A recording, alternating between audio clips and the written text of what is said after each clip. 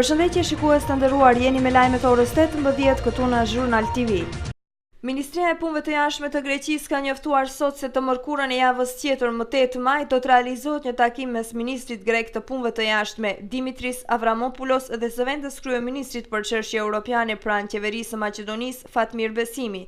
Lajmi konfirmohet për Zhurnal dhe nga burime zyrtare në Shkup, nga ku informohet se në fokus të takimit do të jetë procesi i integrimit të Maqedonisë dhe raportet dypalëshe mes të dyja vendeve. Takimi paraprin samitit të BE-s në qershor, ku pritet të vendoset nëse vendi ka plotësuar kushtet për të marrë datën e negociatave për antarësim.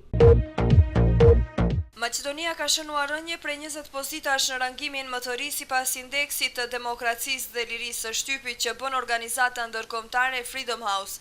Vendi ynë ka marrë vendin e 120 duke pozicionuar e fundit nga të gjithë vendet e rajonit dhe duke ndarë vlerësimet e njëjta me Kongon, Turqinë, Fixhin, Liberinë dhe Sejshelin. Më mirë se vendi ynë në rajonin e Ballkanit janë Hungaria dhe Malizi, Bullgaria, Kroacia, Greqia, Rumania, Shqipëria dhe Kosova.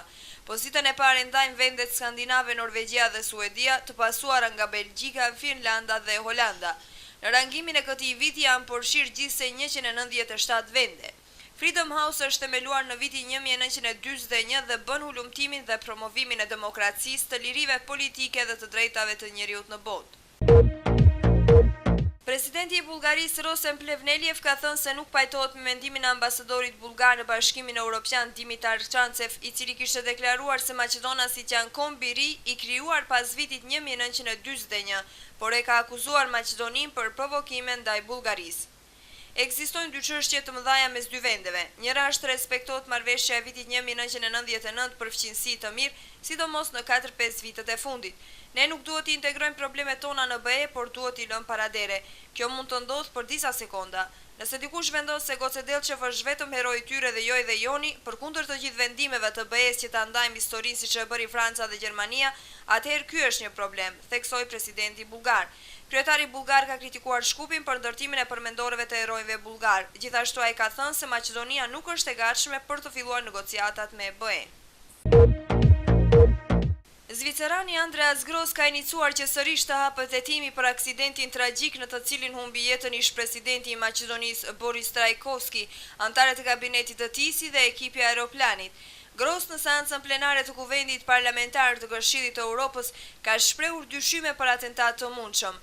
Unë jam i lumtur për shkak të përpjekjeve të cilët po bëhen dhe jam shumë i sigurt se ende nuk është bërë angazhimi final. Janë të nevojshme ende përpjekje që të zbardhet rasti, pasi ende nuk jemi afër të vërtetës, theksoi Gross për Deutsche Welle. Ministria e Punëve të Mbrëmshme ka arrestuar 59 emigrantë nga Shqipëria në rajonin e Tetovës dhe Gostivarit. Ata kanë qenë punëtor krau në Pollok, me çka vetëm në Gostivar janë ndaluar 42 emigrantë nga vizat të ndryshme të Shqipërisë, kurse 17 të tjerë janë arrestuar në Tetovë. Sipas sektorit për punë të brendshme në Tetovës, arrestimi i shtetasve të huaj madje është bërë sepse nuk e kanë pasur të rregulluar qëndrimin në Maqedoni, kurse disa prej tyre janë futur edhe ilegalisht në vend. Shumica e të arrestuarve janë të moshës prej 20 deri në 45 vjet dhe nuk e kanë pasur të rregulluar statusin e qëndrimit në Maqedoni.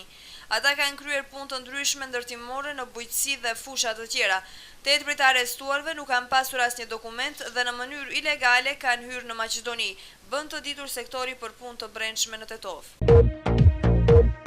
Kryeministri i Kosovës Hashim Thaçi deklaroi të njëjtën se një prej sukseseve të periudhës së fundit që është edhe shpresë për të ardhmen e sigurt jo vetëm të Kosovës, por edhe të Serbisë dhe gjithë rajonit është marrëveshja arritur në Bruksel, në mes të shtetit të Kosovës dhe Serbisë, marrëveshje kjo pas 100 vitesh të konfliktit.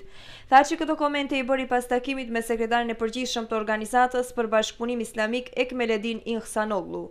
Kryeministri theksoi se deri më tani shteti i Kosovës është njëri nga 31 vendet të kësaj organizate. Sot Kosova, si shtet i pavarur dhe sovran, po konsolidohet dhe forcohet çdo ditë, po arrin progres jashtëzakonshëm të pakrahasuar me vendet e tjera për këtë periudhë të shkurtër të pas shpalljes së pavarësisë, periudhës 5 vjeçare. Informova zotin Ihsanoglu edhe për njohjet e reja që po i vijnë Kosovës dhe njohjet e tjera që janë në pritje, që do të vinë në javët dhe muajt e ardhshëm, theksoi Thaçi. Thaçi tha se periudhat kohore të zbatimit të marrëveshjes janë të qarta dhe të prezantuara, dhe Kosova e ka aprovuar dokumentin e prezantuar nga kabineti baroneshës Ashton. Një shfaqje publike e rrallë e presidentit sirian Bashar al-Assad që ka dashur të festojë një ditë më parë ditën e punëtorëve. Pamjet e takimeve të tij në popull janë transmetuar nga televizioni shtetëror. Dalja e tij e fundit në publik ka qenë në 20 mars, një ditë më parë ai vizitoi një centralë elektrike në Damask, ku u takua dhe me punëtorët. Nëpërmjet tyre, sipas një deklarate të qeverisë, presidenti sirian ka dashur të falenderojë të gjithë punëtorët në vend që vazhdojnë të shkojnë në punë pavarësisht situatës së vështirë në vend. Ai është shprehur edhe një herë se janë terroristët ata që duan ta destabilizojnë Sirinë. 2 shpërthime në qendër të kryeqytetit, sipas një organizate jo qeveritare, në qendër të kryeqytetit kanë shkaktuar një viktimë dhe disa të plagosur. Moti sot me diell dhe me temperatura deri në 32 gradë Celsius. Në orët e pasdites pritet të paraqiten vranësira, shoqëruar me shi lokal dhe bubullima, veçanërisht në pjesët perëndimore të vendit. Në Shkup do të mbetrojë një mot i ngjajshëm me temperatura deri në 30 gradë Celsius. Ishin këto të gjitha informacionet e përgatitura për këtë edicion lajmesh. Ne ju falenderojmë të gjithëve për vëmendjen, mirëmbëçi.